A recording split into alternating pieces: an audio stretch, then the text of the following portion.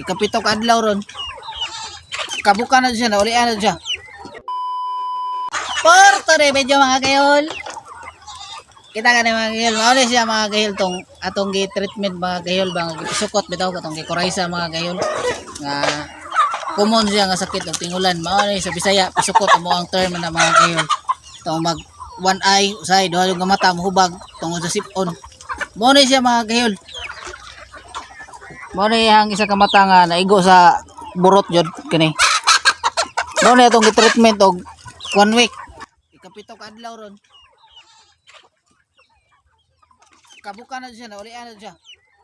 Katong isa po nga itom, amo po itong ipakita sa inyo ha karon. Nakabuka-buka na, mo to siya murag almost 2 weeks nga napikot nyo din. May hubag yung maayo ang iyang isa ka mata, burot yung dako kayo. Daghan may nakuha nga murag anang flema, mga puti-puti sa mata ba? Murag mga sibo sa sulod sa mata.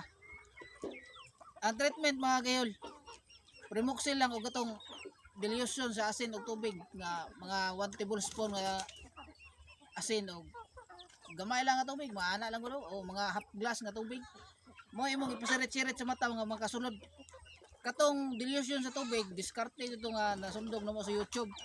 Si research mga gayol kay para mabala na to sa mga basic nga diskarte ba nga makatabang sa tuang pagpamuhi nga dili madamage ba.